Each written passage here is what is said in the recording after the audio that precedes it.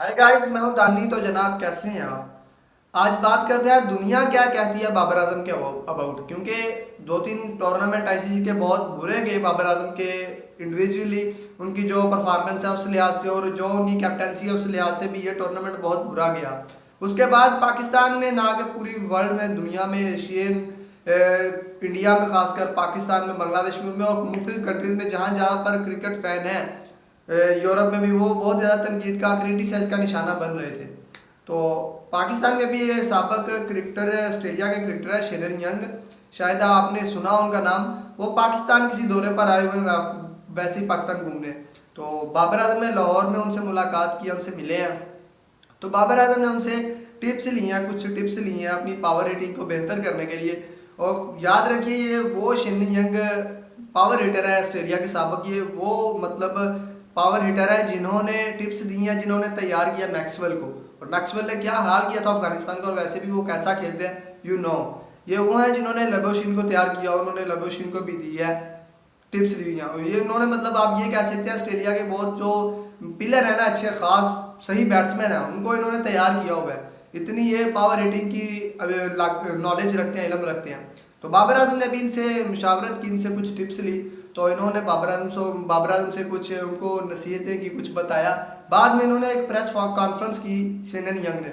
और Shane young ने press conference में जो बातें कही ना, आई थिंक वो बातें ये बताती हैं कि आप कुछ भी कह लें, आप जितना मर्जी क्रिटिसाइज कर लें, निशाना कर लें, बाबर की कैप्टनसी पर आप बात कर सकते हैं, नो डाउट। बट आप अगर बाबर आजम की बैटिंग पर क्रिटिसाइज करते हैं तो शेन यंग ने आपके मुंह पर तमाचा मारा अपने अल्फाज से।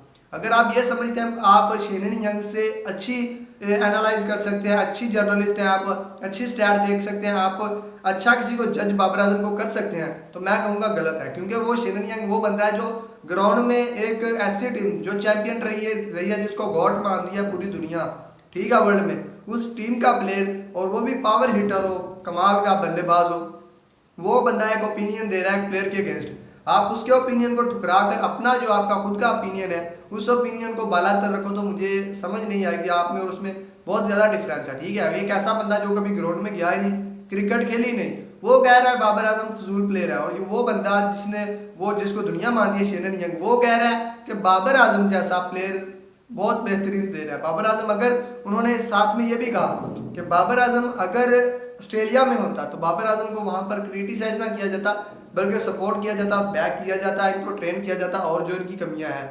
उसके बाद उन्होंने कहा पाकिस्तान में बाबर आजम को इतनी सपोर्ट नहीं मिलती जितना क्रिटिसाइज किया जाता है, और ये बनता नहीं है। बाबर आजम बहुत अच्छे बल्लेबाज है, और इस तरह के अच्छे बल्लेबाज अगर ऑस्ट्रेलिया में होते तो उनकी कदर की जाती। और ये अल्फाज उनके बता रहे थे कि इनको एक अच्छा बैट्समैन, आप माने या ना माने, जो चीज़ होती है वो होती है। अगर एक लक्कर का बल्ला है तो वो लक्कर का ही रहेगा, चाहे आप उसको प्लास्टिक का कही जाए, चाहे आप बोर्ड लगा दें, चाहे आप चैनल चला लें, कुछ भी कह लें, आप उस लक्कर के बल्ले को प्लास्टिक का कह लें जितना मर्जी, वो लक्कर का ही रहेगा। जो प्लास्टिक का आप जितना मर्जी लक्कर का कह ले, वो लक्कर का ही रहेगा। ठीक है, आपके मेरे कहने से फर्क नहीं पड़ता। ठीक है, जो रियलिटी होती है वो स्टैट होती है, या स्टैट नहीं होती तो वो रियलिटी ही रहती है, वो चेंज नहीं होती। बात यहाँ पर ये बनती है, आपने बाबर आजम को क्रिटिसाइज क्यों किया है? उनकी कैप्टनसी खराब बेस पर आप बात कर सकते हैं। अगर आप उनकी बैटिंग पर बात करते हैं तो बैटिंग पर आपने उनकी क्यों बात की, मैं बताता हूँ आपको।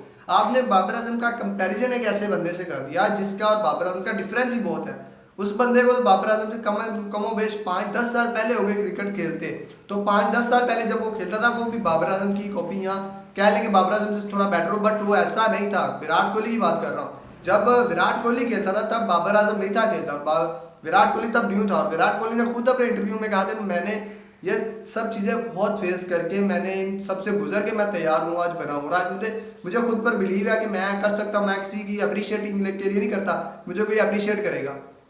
मतलब कि विराट कोहली बहुत ज़्यादा सफ़र करके, बहुत स्ट्रगल करके यहाँ तक पहुँचा, उसने बहुत सक्सेस किया और बहुत मेहनत किया उसके पीछे। और अब आपका ये है कि बाबर आजम अभी उस टाइम में उस लेवल पर थे ही नहीं है, जिसमें मतलब आप कहते हैं कि विराट कोहली अभी के टाइम में ये कर रहा है तो बाबर क्यों नहीं कर रहा। ठीक है, बाबर से विराट का कंपैरिजन ही नहीं बनता। फर्स्ट ऑफ टॉक तो बात यह है कि इनकी दोनों की गेम ही अलग है, कंट्री अलग है, रहना सहना, प्रैक्टिस, हर चीज़ अलग है। फिर इनकी गेम अलग है, फिर जितना टाइम स्पेंड किया क्रिकेट में विराट ने, उतना बाबर ने किया ही नहीं। आपका कंपैरिजन बनता ही नहीं है। आप अगर विराट के साथ केन विलियमसन को कंपैरिजन करते तो आज आप केन विलियमसन को भी दुनिया का फजूल तरीन प्लेयर कहकर क्रिटिसाइज कर रहे होते। विराट के साथ आप अगर जॉस बटलर को कंपैरिजन करते तो तब आप जॉस बटलर को भी क्रिटिसाइज करके उसको दुनिया का फजूल तरीन प्लेयर कह रहे होते। बट इंग्लैंड का प्लेयर और न्यूजीलैंड का प्लेयर या जितने भी अदर कंट्रीज के प्लेयर हैं वो सब जिनके प्लेयर अभी आउट ऑफ फॉर्म है उनको रिस्पेक्ट देते हैं। वो इनको ना किसी से कंपैरिजन करते हैं, वो ना इनसे इतनी डिमांड करते हैं और ना ही वो इनको ये कहते हैं कि भाई आप विराट कोहली से अच्छे नहीं है तो आप फजूल प्लेयर हैं।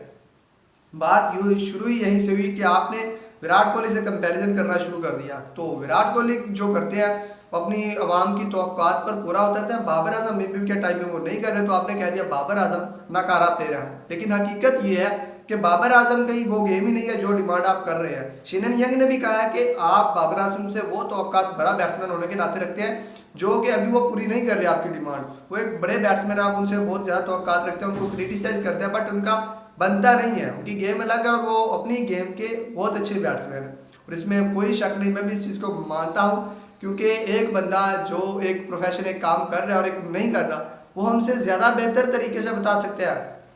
वो हमें बेहतर तरीके से बता सकता है कि इसमें क्या खामी है या क्या खूबी है। और आप या कोई भी सोशल मीडिया पर बैठकर मेरे ख्याल में शेन यंग से अच्छा जज नहीं कर सकता बाबर को।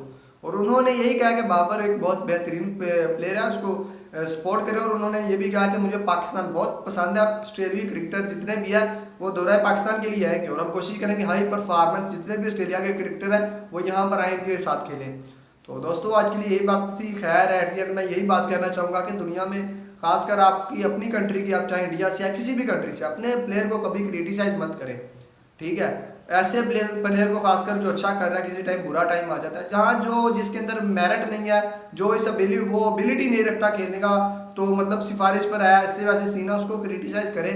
जो शुरू से ही लाइक चाचे की तरह है, जो आजम खान की तरह है, लाइक बहुत से खुशदिल शाह की तरह जो इस तरह के आते हैं इनको क्रिटिसाइज करें, बनता है आपका। लेकिन जो इस तरह के प्लेयर जिन्होंने किसी टाइम में किया है तो अभी उनसे नहीं हो रहा तो उनको सपोर्ट करना चाहिए और देखना चाहिए कि वो उनकी गेम क्या है। जो उनकी गेम है उनसे वो डिमांड करें, ना कि उनसे वो डिमांड करें जो उनकी गेम ही नहीं है। लाइक एक बंदे की गेम ही वो टेस्ट का प्लेयर है या T20 के प्लेयर है, वो उसका स्ट्राइक रेट उसने मैनेज किया कि मैंने 130 से जाना है, आप उसे 200 का स्ट्राइक रेट से डिमांड कर लेंगे तो गलत होगा, उसके साथ भी आपके साथ भी। तो खैर दोस्तों आज के लिए यही बातें थी। आप चैनल को सब्सक्राइब कर देना।